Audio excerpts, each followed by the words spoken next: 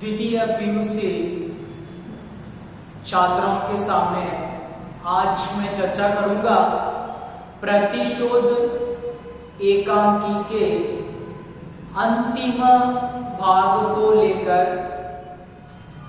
यानी यहां पर जैसे ही आप लोगों ने एकांकी के शुरुआत में देखा, भारवी 2 दिन से घर न आने की वजह से माँ बेचैन है, पिता बेचैन है और माँ सुशीला पिता श्रीधर वार्तालाप कर रहे थे भारवी को लेकर। उसी समय आबा आ जाती है और उसके बाद दूसरी बार भारती का प्रवेश हो जाता है। तो अंतिम तौर पर वहां पर भारवी अपने हाथ में तलवार लेकर आ जाता है। जैसे ही भारवी हाथ में तलवार लेकर आ जाता है तो पता नहीं था, माँ को भारवी 2 दिन से खाया नहीं है। उसी समय रसोई घर में खाना लाने के लिए जाती है। फिर भारवी और उसके पिता श्रीधर के बीच में वार्तालाप शुरू हो जाता है और भारवी बताते हैं, पिता आप तो मेरी उन्नति चाह रहे थे और मेरे मन में अहंकार है उसे दूर करना चाह रहे थे, क्योंकि मैं आत्महत्या तो नहीं कर सकता, वह एक बहुत बड़ा भयंकर पाप था। और उसी के साथ साथ वहां पर आपको तो खुश होना था, लेकिन मैं सोचता था आप भरी सभा में मेरी निंदा कर रहे हैं, इसलिए मैं आपसे भरी सभा में अपमानित होकर वहां से चला गया। ಹಾಗಾದ್ರೆ ನಾವು ಆ ಪ್ರತಿಶೋಧ ಏಕಾಂಗಿಯ ಇವತ್ತು ಅಂತಿಮ ಭಾಗದ ಬಗ್ಗೆ ಚರ್ಚೆಯನ್ನ ಮಾಡೋಣ. ನೋಡಿ, ಇಲ್ಲಿ ಏನಾಗ್ತಾ ಇದೆಯಪ್ಪ ಅಂತಂದ್ರೆ, ಸಂಸ್ಕೃತದ ಮಹಾಕವಿ ಭಾರವಿ 2 ದಿನದಿಂದ ಮನೆಗೆ ವಾಪಸ್ ಆಗಿಲ್ಲ. ಹಾಗಾಗಿ ಏನಾಗ್ತಾ ಇದೆಯಪ್ಪ ಅಂತಂದ್ರೆ, ಮನೆಗೆ ವಾಪಸ್ಸು ಬರಲಾರದ ಕಾರಣ ಅವನಿಗೆ ಬಹಳಷ್ಟು ಇಲ್ಲಿ ಅವರ ತಾಯಿ ಇರ್ಬೋದು, ತಂದೆ ಇರ್ಬೋದು, ಅಶಾಂತರಾಗಿದ್ದಾರೆ. ಅದೇ ಸಮಯದಲ್ಲಿ ಚರ್ಚೆನ ಮಾಡುವಾಗ ಸೇವಕಿ ಆಬಾ ಬರ್ತಾ ಇದ್ದಾಳೆ. 2ನೇ ಬಾರಿ ವಿದೂಷಿ ಆದಂತಹ ಭಾರತಿ ಬರ್ತಾ ಇದ್ದಾಳೆ. ಕೊನೆಯ ಬಾರಿ ಶ್ರೀಧರ ಮತ್ತೆ ಭಾರವಿಯ ಮುಂದೆ ಮಾಫ್ ಕೀಜಿಯೇ, ಆ ಶ್ರೀಧರ್ ಮತ್ತೆ ಸುಶೀಲಾಳ ಮುಂದೆ ಯಾರು ಬರ್ತಾ ಇದ್ದಾನಪ್ಪ ಅಂದ್ರೆ, ಭಾರವಿ ಕೈಯಲ್ಲಿ ಖಡ್ಗವನ್ನ ಹಿಡ್ಕೊಂಡು ಬಂದು ನಿಲ್ತಾ ಇದ್ದಾನೆ. ಹಾಗಾದ್ರೆ ತಾಯಿ ನೋಡಿ, ತಾಯಿಗೆ ಆಶ್ಚರ್ಯ ಆಗುತ್ತೆ, ನನ್ನ ಮಗ 2 ದಿನದಿಂದ ಊಟ ಮಾಡಿಲ್ಲ. ಹಾಗಾಗಿ ಅಡುಗೆ ಮನೆಯಲ್ಲಿ ಏನ್ ಮಾಡ್ತಾಳೆ, ಊಟವನ್ನ ತರಲಿಕ್ಕೆ ಹೋಗ್ತಾ ಇದ್ದಾಳೆ. ಆಗ ಶ್ರೀಧರ ಮತ್ತೆ ಭಾರವಿಯ ನಡುವೆ ವಾರ್ತಾಲಾಪ ಆಗುತ್ತೆ. ಏನಪ್ಪಾ ಅಂತಂದ್ರೆ, ಭಾರವಿ ಹೇಳ್ತಾ ಇದ್ದಾನೆ, ತಂದೆ ನೀವು ಈ ಖಡ್ಗವನ್ನ ತೆಗೆದುಕೊಂಡು ನನ್ನ ತಲೆಯನ್ನ ಕತ್ತರಿಸಿ, ಯಾಕಂದ್ರೆ ನನಗೆ ನನ್ನ ತಪ್ಪಿನ ಅರಿವಾಗಬೇಕು. ತದನಂತರ ತುಂಬಿದ ಸಭೆಯಲ್ಲಿ ನೀವು ಅವಮಾನವನ್ನ ಮಾಡ್ತಾ ಇದ್ರ, ಆದ್ರೆ ನನಗೆ ಆತ್ಮಹತ್ಯವನ್ನ ಮಾಡ್ಲಿಕ್ಕೆ ಸಾಧ್ಯನೇ ಇಲ್ಲ. ಯಾಕಂದ್ರೆ ಯಾವ ಕವಿಗಳ ಮುಂದೆ ನಾನು ಜಯಶಾಲಿ ಆಗ್ತಾ ಇದ್ದೆ, ಆ ಕವಿಗಳ ಮುಂದೆ ನೀವು ನನಗೆ ಅಪಮಾನವನ್ನ ಮಾಡ್ತಾ ಇದ್ರಿ. ಹಾಗಾಗಿ ನಾನು ನಿಮ್ಮಿಂದ ಪ್ರತಿಶೋಧ ಸೇಡನ್ನ ತೀರಿಸ್ಕೊಳ್ಬೇಕಂತಂದು ಹೋದೆ. ಆದ್ರೆ ಬಂದಾಗ ಗೊತ್ತಾಗ್ತಾ ಇದೆ, ನೀವು ನನ್ನಲ್ಲಿರುವಂತಹ ಅಹಂಕಾರವನ್ನ ದೂರ ಮಾಡಿ ನನ್ನ ಉನ್ನತಿಯನ್ನ, ಸಾಧನೆ ಬಗ್ಗೆ ಅಥವಾ ನನ್ನ ಸಾಧನೆ ಉನ್ನತಿಯನ್ನ ಜೀವನದಲ್ಲಿ ಸುಧಾರಣೆ ಮಾಡಲಿಕ್ಕೆ ಪ್ರಯತ್ನವನ್ನ ಮಾಡ್ತಾ ಇದ್ದೀರಾ ಅನ್ನುವಂಥದ್ದನ್ನ ಚರ್ಚೆ ಮಾಡ್ತಾ ಇದ್ದಾರೆ. ಆगे देखिए, ಹಾಗಾದ್ರೆ ಮುಂದಿನ ಕಥೆ ನೋಡಿ, ಪೃಷ್ಠ ಸಂಖ್ಯಾ 100 वहां पर 175 है. ಹಾಗಾದ್ರೆ 100 ಏನಾಗ್ತಾ ಇದೆಪ್ಪ ಅಂತಂದ್ರೆ, ಇಲ್ಲಿ ಮುಂದೆ ಏನು ಚರ್ಚೆ ಮಾಡ್ತಾ ಇದ್ದಾರೆ ಅನ್ನುವಂಥದ್ದನ್ನ. ಶ್ರೀಧರ್, मेरा अभिप्राय विद्वत मंडली में ही तुम्हारे दोष दिखलाने का रहा है. तो पिता बताते हैं, अरे मेरा अभिप्राय क्या था, सारी भरी सभा में तुम्हारे दोष दिखलाना था. ಹಾಗಾದ್ರೆ ತಂದೆ ಹೇಳ್ತಾರೆ, ಎಲ್ಲ ತುಂಬಿದ ಸಭೆಯಲ್ಲಿ ನಾನು ನಿನಗೆ ಅಪಮಾನವನ್ನ ಅಥವಾ ನಿನ್ನ ದೋಷವನ್ನ, ನಿನ್ನ ತಪ್ಪನ್ನ ಎಲ್ಲರ ಮುಂದೆ ತೋರಿಸಬೇಕಾಗಿತ್ತು. भारवी, जिन पंडितों ने मेरे ज्ञान को अपने सिर पर पुष्प माला की भांति धारण किया, उन्हीं पंडितों के समक्ष मेरा अपमान मुझे शूल की भांति खटक गया और आपके प्रति मेरा क्रोध अंतिम सीमा तक पहुंच गया. शूल, कांटा, मुड़. तो क्या होता है, भारवी बताता है, अरे पिता सारे पंडितों को मैं हरा देता था, तो सारे पंडित मेरे ज्ञान को अपने पुष्पमाला की तरह पहनते थे। तो जैसे ही उन सारे लोगों के सामने मेरा अपमान हो रहा था, वो जो अपमान मुझे कांटे की तरह चुभने लगा और मेरा जो क्रोध है मेरे सीमा को पार करके चला गया। ಹಾಗಾದ್ರೆ ಬಾರಿ ಹೇಳ್ತಾ ಇದ್ದಾನೆ, ಯಾವ ಪಂಡಿತರನ್ನ ನಾ ಎಲ್ಲರನ್ನ ಸೋಲಿಸ್ತಾ ಇದ್ದೆ, ಆ ಪಂಡಿತರು ನನ್ನ ಜ್ಞಾನವನ್ನ ಪುಷ್ಪಮಾಲೆಯ ಹಾಗೆ ಸ್ವೀಕಾರವನ್ನ ಮಾಡ್ತಾ ಇದ್ರು. ಆದರೆ ಅದೇ ಪಂಡಿತರ ಮುಂದೆ ನನಗೆ ಅಪಮಾನವಾದಾಗ ನಿಮ್ಮಿಂದ ಅವಮಾನ ಅನ್ನುವಂಥದ್ದು ನನಗೆ ಮುಳ್ಳಿನ ಹಾಗೆ ಚುಚ್ಚುತ್ತಾ ಇತ್ತು. ಹಾಗಾಗಿ ನನ್ನ ಸಿಟ್ಟಿನ ಒಂದು ರೇಖೆ ಎಲ್ಲವೂ ದೂರ ಆಯ್ತು. ಏನಪ್ಪಾ ಅಂತಂದ್ರೆ ಆ ತಾಳ್ಮೆ ಅನ್ನುವಂಥದ್ದು ನಾನು ಕಳೆದುಕೊಂಡ್ಬಿಟ್ಟೆ. ಹಾಗಾಗಿ ಸಿಟ್ಟಿನಿಂದ दूर होते।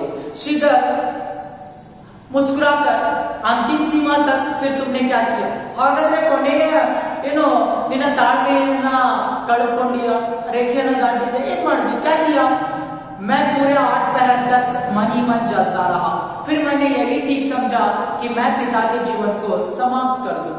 बारी बताता है, मैं यही सोच में पड़ गया। 8 पहर तक, एक पहर के लिए 3 घंटे होते हैं, तो 8 पहर तक मैंने क्या किया, वहां पर अपने मन ही जलता रहा और मैं ऐसा सोच लिया कि अगर मेरा जीवन खुशहाल होना है तो पिता के जीवन को समाप्त करना है।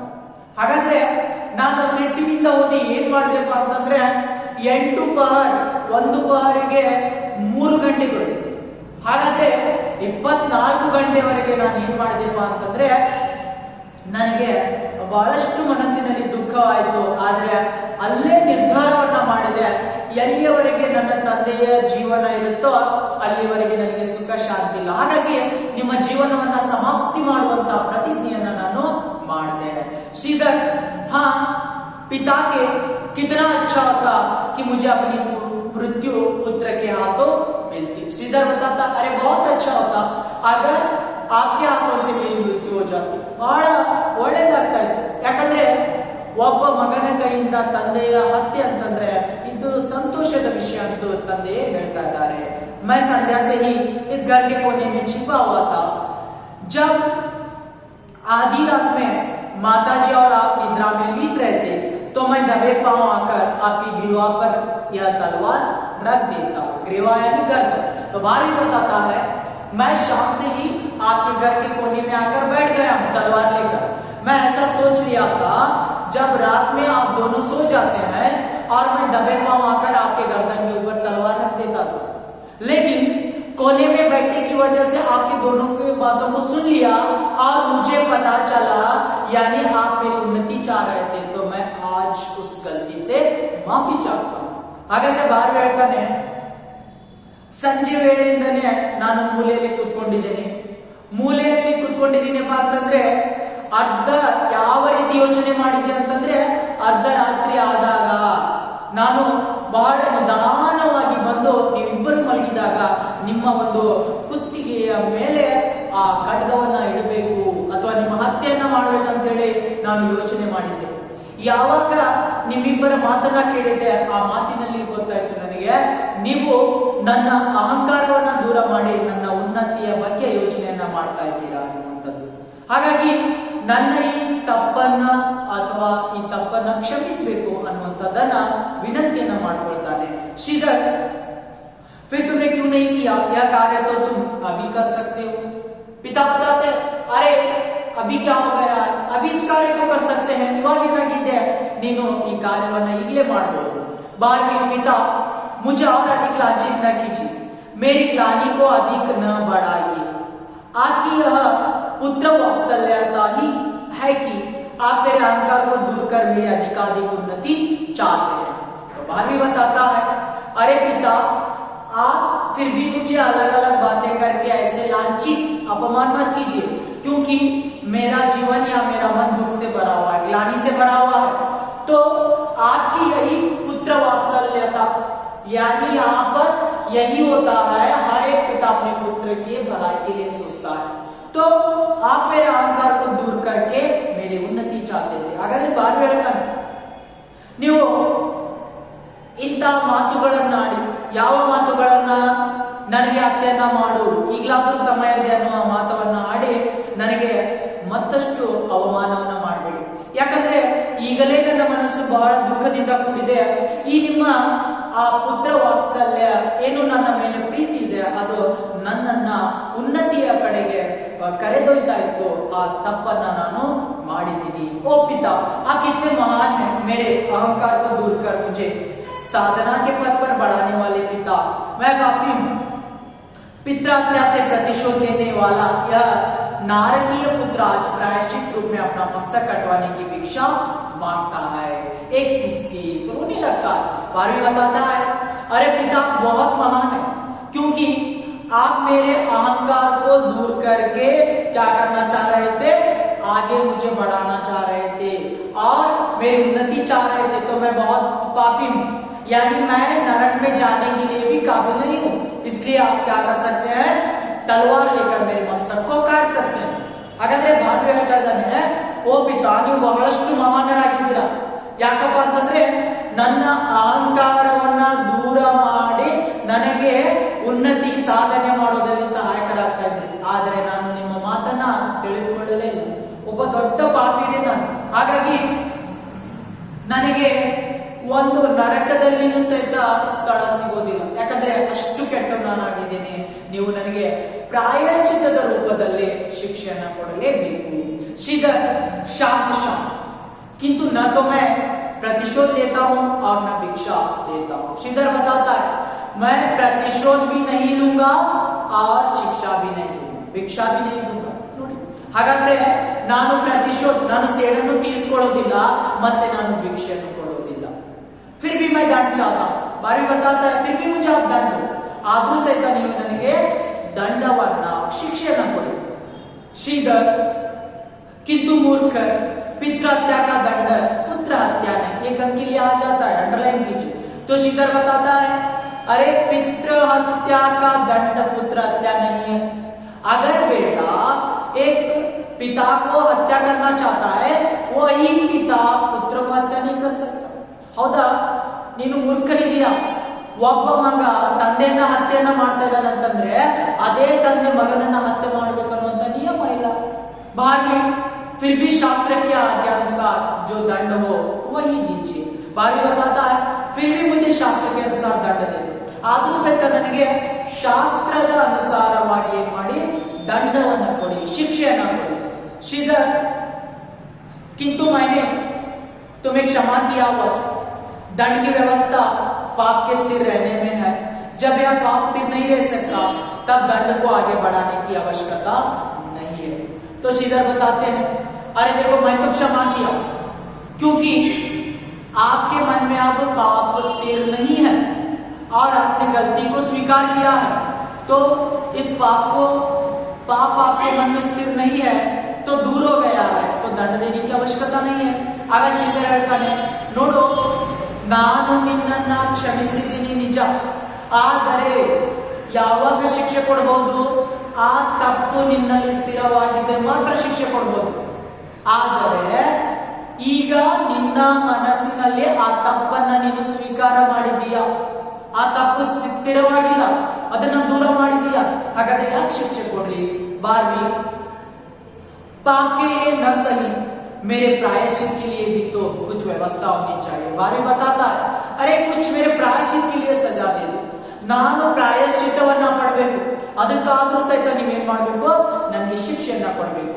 सीधा तेरे लिए पश्चातापी प्रायश्चित है. पिता बताते हैं, अरे ये जो पश्चाताप कर रहे हो यही प्रायश्चित है.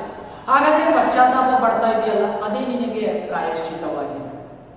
आप महान है, किंतु पिता मेरे लिए यह क्षमा असह्य होगी. 12 बताता है, पिता आप तो बहुत महान है, संस्कृत के महापंडित है, मेरे पिता है, लेकिन आप मुझे किस तरह क्षमा करेंगे, मेरे लिए वह असह्य होगी, अयोग्य होगी. ಹಾಗಾದ್ರೆ ನೀವು ಮಹಾನರಾಗಿದ್ದೀರಾ, ಸಂಸ್ಕೃತದ ಮಹಾಪಂಡಿತರಾಗಿದ್ದೀರಾ, ನೀವು ನನಗೆ ಈ ರೀತಿ ಕ್ಷಮಿಸ್ತೀರಾ ಅಂತಂದ್ರೆ ಅದು ಏನಾಗಿದೆಯಪ್ಪ ಅಂತಂದ್ರೆ ನನಗೆ असह्यवाಗಿದೆ. श्रीधर, माता की सेवा कर असह्य को सह्य बनाओ. देखिए पिता बताते हैं, अगर आपको अपना जीवन असह्य लगता है, अयोग्य लगता है, तो माता की सेवा करो और अपने जीवन को योग्य करो.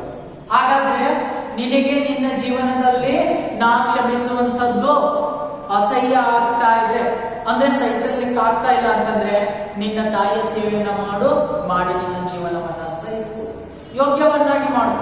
पिता माता की सेवा तो मेरे जीवन की चरम साधना है ही, किंतु यदि आप चाहते हैं कि आपका बारी जीवित रहे तो उसे दंड दीजिए. बारी बताता है, अरे माँ की सेवा करना हर एक पुत्र का कर्तव्य है, फर्ज होता है, लेकिन मैं जीवित रहने के लिए आप मुझे दंड देना जरूरी है. ಆಗ ಬಾರಿ ಹೇಳ್ತಾನೆ, ಒಬ್ಬ ಮಗ ಜನ್ಮವನ್ನ ಪಡೆದಿದ್ದಾನೆ ಅಂತಂದ್ರೆ ತಾಯಿಯ ಸೇವೆಯನ್ನ ಮಾಡುವಂತದ್ದು ಅವನ ಪರಮ ಕರ್ತವ್ಯ. ಹೌದಾ? ಎಲ್ಲ ಮಕ್ಕಳು ತಾಯಿಯ ಸೇವೆಯನ್ನ ಮಾಡಲೇಬೇಕು. ಆದರೆ ನಾನು ಸಂಸ್ಕೃತದ ಮಹಾಕವಿ ನಿಮ್ಮ ಮಗ ಜೀವಂತ ಇರ್ಬೇಕಂತಂದ್ರೆ ನೀವು ನನಗೆ ಶಿಕ್ಷೆಯನ್ನ ನೀಡಲೇಬೇಕು. श्रीधर पुत्र यदि जीवन को दंड समझ ले तो क्या हानि. श्रीधर बताता है, अरे आपका जो जीवन है उसे ही दंड समझो. ಹಾಗಾದ್ರೆ ನಾನು ನಿನಗೆ ಜೀವನ ದಾರಿ ಕೊಟ್ಟಿದ್ದೀನಿ ಅಂತಂದ್ರೆ ನಿನ್ನ ಜೀವನವನ್ನ ಏನ್ ಮಾಡೋ, ಶಿಕ್ಷೆ ಅಂತ ಹೇಳ್ತಿರೋದು. ಬಾರ್ವಿ ಪಿತಾ मैं जीवन को दंड नहीं समझना चाहता. ಬಾರ್ವಿ ಹೇಳ್ತಾನೆ, ನನಗೆ ಜೀವನವನ್ನ ನಾನು ಶಿಕ್ಷೆಯಾಗಿ ಸ್ವೀಕಾರ ಮಾಡಲ್ಲ. अरे आप दोनों ने मुझे जन्म दिया है तो मैं उसे दंड नहीं समझूंगा. यह ब्रह्म की विभूति है. अरे मुझे जीवन मिला है तो ईश्वर की देन है, ईश्वर की संपत्ति है. ನನಗೆ ಈ ಜೀವನ ಸಿಕ್ಕಿದೆ ಅಂತಂದ್ರೆ ಅದು ಬ್ರಹ್ಮ ಈಶ್ವರನ ಒಂದು ಸಮೃದ್ಧಿ ಸಂಪತ್ತಿ. इसे चिंता में गुलाना, मेरे जीवन को चिंता में गुलाना, ನನ್ನ ಜೀವನವನ್ನು ಚಿಂತೆಯಲ್ಲಿ ಕರಗಿಸುವಂತದ್ದು. ಪಾಪ में लपेटना, देखिए पापों में लपेटना, ತಪ್ಪುಗಳಲ್ಲಿ ನಾನು ನನ್ನ ಜೀವನವನ್ನ ಸುತ್ತುವರಿಸುವಂತದ್ದು ಅಂದ್ರೆ ತಪ್ಪಿನಿಂದ ಕೂಡುವಂತದ್ದು. दुख में बिलकना, अरे हमेशा दुख में बिलकना, ಯಾವಾಗಲೂ ಜೀವನದಲ್ಲಿ ದುಃಖದಿಂದ ಅಳುವಂತದ್ದು सबसे बड़ा अपराध है, मुझे नहीं चाहिए. ಹಾಗಾದ್ರೆ ಜೀವನದಲ್ಲಿ ಚಿಂತೆಯಲ್ಲಿ ಕರಗುವಂತದ್ದು ಅಥವಾ ತಪ್ಪಿನಲ್ಲಿ ಇರುವಂತದ್ದು ಅಥವಾ ದುಃಖದಿಂದ ಅಳುವಂತದ್ದು ನನಗೆ ಇಷ್ಟ ಇಲ್ಲ. ಯಾಕಂದ್ರೆ ಜೀವನವನ್ನ ಭಗವಂತ ದಾರಿ ಕೊಟ್ಟಿದ್ದಾನೆ, ಅದನ್ನ ನಾವು ಬಹಳ ಸಂತೋಷದಿಂದ ಕಳೀತೀವಿ. क्योंकि हमारे जीवन को भगवान ने हम लोगों को देन के तौर पर दिया है, हमें उसे स्वीकारना. इससे तो अच्छा है कि मैं आपकी अनुमति से दंड स्वरूप आत्महत्या जैसा जगह करता हूं. अगर आप मुझे दंड नहीं देंगे तो मैं ಆತ್ಮಹತ್ಯೆ कर दूंगा. ಒಂದು ವೇಳೆ ನೀವು ನನಗೆ ಶಿಕ್ಷಣ ಕೊಡಲಿಲ್ಲ ಅಂದ್ರೆ ನಾನು ಆತ್ಮಹತ್ಯೆಯನ್ನ ಮಾಡ್ಕೊಳ್ತೇನೆ. श्रीधर बीची में बारहवीं, पिता मेरे मन की शांति के लिए आप शास्त्रानुसार दंड की व्यवस्था दी. तो बताता है बारहवीं, पिता अगर आप आत्महत्या मैं नहीं करना चाहते हैं तो मुझे दंड दे दो. ಶಾಸ್ತ್ರ के अनुसार ಒಂದು ವೇಳೆ ನೀವು ದಂಡ ನನಗೆ ಶಿಕ್ಷಣ ಕೊಟ್ರೆ ನಾನು ಸುಮ್ಮನೆ ಇರ್ತೇನೆ, ಶಿಕ್ಷಣ ಕೊಡಲಿಲ್ಲ ಅಂದ್ರೆ ಆತ್ಮಹತ್ಯೆಯನ್ನ ಮಾಡ್ಕೊಳ್ತೀನಿ. ಶಾಸ್ತ್ರದ ಅನುಸಾರವಾಗಿ ನನಗೆ ನೀವೇನ್ ಮಾಡಬೇಕು, ಶಿಕ್ಷೆಯನ್ನ ಕೊಡಬೇಕು. 12वीं, श्रीधर 4 मास तक श्वशुरालय में जाकर सेवा करना और झूठे भोजन पर अपना पोषण करना. श्रीधर दंड सुनाते हैं, 6 महीने तक श्वशुरालय अपने पत्नी के घर जाना है और उनके माता पिता की सारे लोगों की सेवा करना है और झूठा भोजन करना है. यानी जो लोग खाकर बचने के बाद जो थाली में बसता है उससे खाकर जीवन चलाना, यही मेरा दंड है. ಹಾಗಾದ್ರೆ ಏನ್ ಶಿಕ್ಷೆಯನ್ನ ಕೊಡ್ತಾನೆ, 6 ತಿಂಗಳವರೆಗೆ ನಿನ್ನ ಹೆಂಡತಿ ಮನೆಯಲ್ಲಿ ಇರಬೇಕು. ಶ್ವಶುರಾಲಯ ಅಂದ್ರೆ ನಿನ್ನ ಹೆಂಡತಿ ಮನೆ.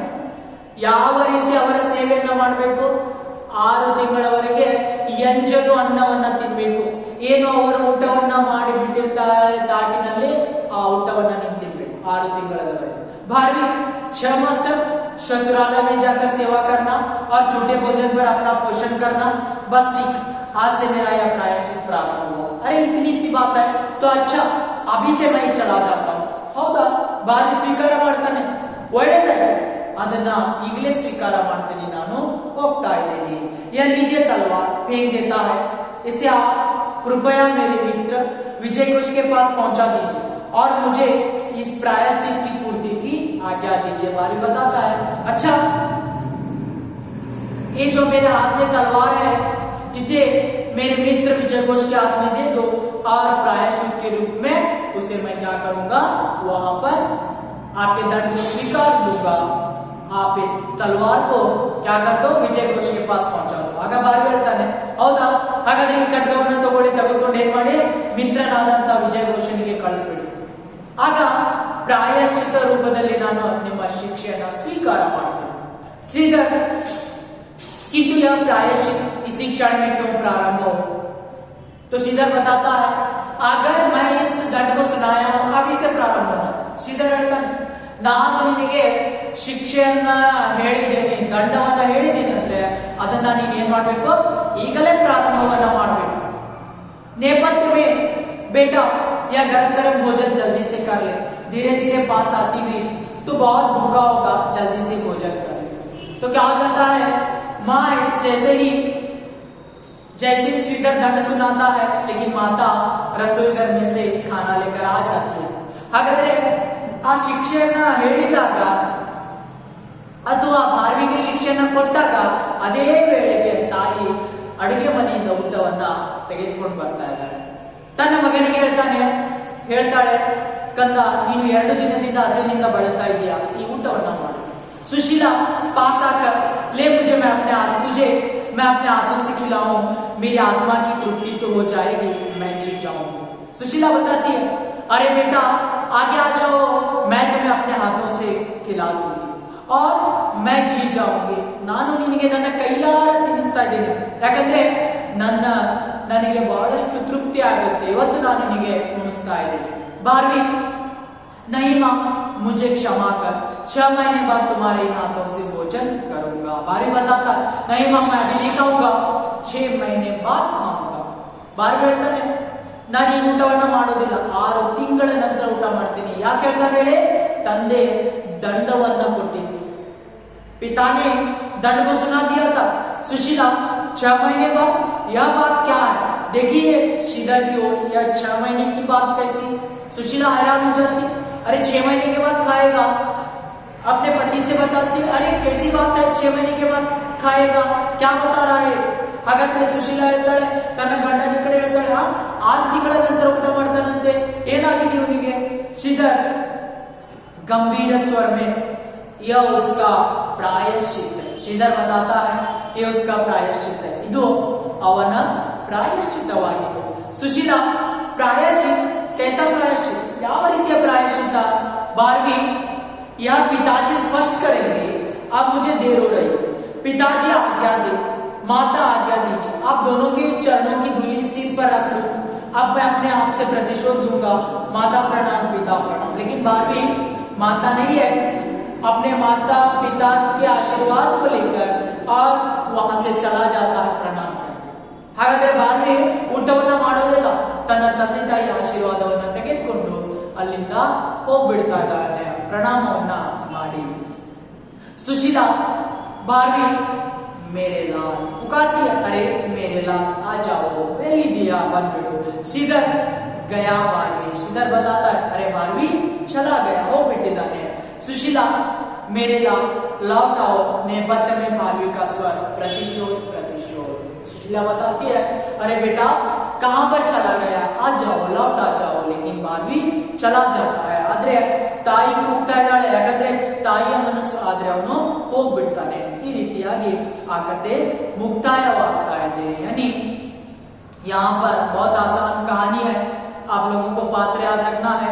श्रीधर संस्कृत के महाकवि है, महापंडित है. भारवी संस्कृत के महाकवि है. सुशीला उसकी माँ है, आभा सेविका है और भारती विदुषी है. तो भारवी घर में आने के कारण दोनों चिंता में थे. सेविका का प्रवेश वहां पर भी पता नहीं चलता, दूसरी बार भारती का प्रवेश वहां पर भी पता नहीं चलता. अंतिम तौर पर तलवार लेकर भारवी आ जाता है. बाद में से पता चलता है पिता मेरी उन्नति चाह रहे थे और वह अपने प्रायश्चित के लिए 6 महीने तक ससुराल चला जाता है. यही जो कहानी थी, प्रतिशोध यानी बदला लेना. तो प्रश्नोत्तर को लेकर बता दूंगा. देखिए, संस्कृत के महापंडित कौन है? श्रीधर. संस्कृत के महाकवि कौन है? भारवी. भारवी की मां का नाम क्या है? सुशीला. सुशीला किसके लिए बेचैन है? भारवी के लिए। कवि किस पर शासन करता है? समय पर। शास्त्रार्थ के नियमों में किसके हृदय को नहीं बांधा जा सकता? माता के हृदय को। पुत्र को कौन निर्वासित कर सकता है? पिता। पुत्र को कब निर्वासित किया जा सकता है? जब वह अन्याय का आचरण करे और धर्म के प्रतिकूल चले। शास्त्रार्थों में पंडितों को किसने पराजित किया? भारवी ने। भारवी में किस कारण अहंकार बढ़ता जा रहा था? यानी सारे पंडितों को हराने से। पिता क्या नहीं सहन कर सकता? भारवी अपना बेटा दम्भी हो, यानी अहंकारी। पिता ने भारवी की किन शब्दों में ताड़ना की? तू महामूर्ख है, तू अज्ञानी है और दम्भी है। पंडित किस प्रकार भारवी का प्रयास करने लगे? भारवी के स्वर में ही बोलकर उसका प्रयास करने लगे। ग्लानि से भरे हुए भारवी को जाने से क्यों नहीं रोका गया? क्योंकि अनुशासन की मर्यादा भंग हो जाती। अनुशासन की मर्यादा पर क्या किया जा सकता है? बड़े से बड़े व्यक्तियों का बलिदान किया जा सकता है। श्रीधर पंडित का पुत्र क्या नहीं हो सकता? पतित।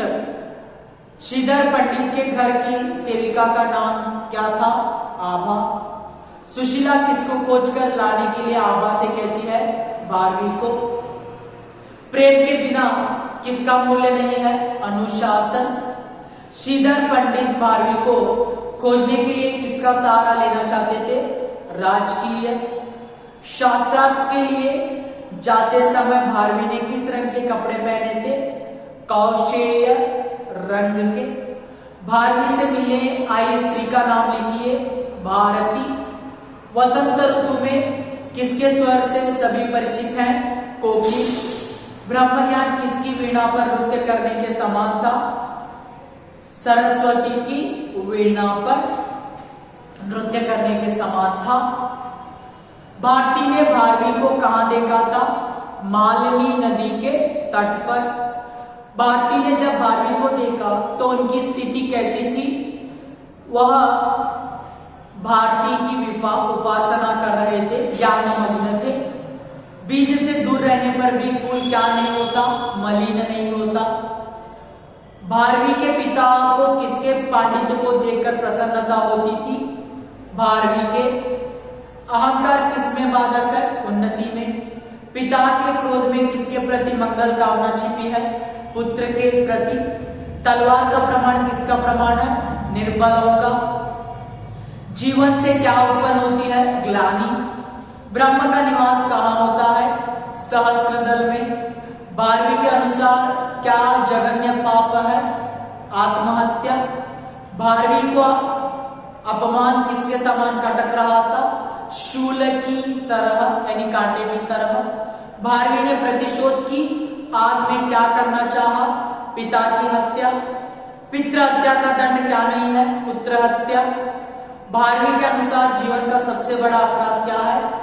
चिंता में घुलना, पाप में लपेटना, दुख में बिलखना। प्रतिशोध एकांकी के एकांकीकार का नाम क्या है? डॉक्टर रामकुमार वर्मा। भारवी किस महाकाव्य की रचना कर महाकवि भारवी बने? किरातार्जुनीयम। ये तो एक प्रश्न के अंक थे। आप सारे प्रश्नों को 2 या 3 वाक्यों में पढ़कर लिखना है। ये तो थी एकांकी, आपको प्रतिशोध।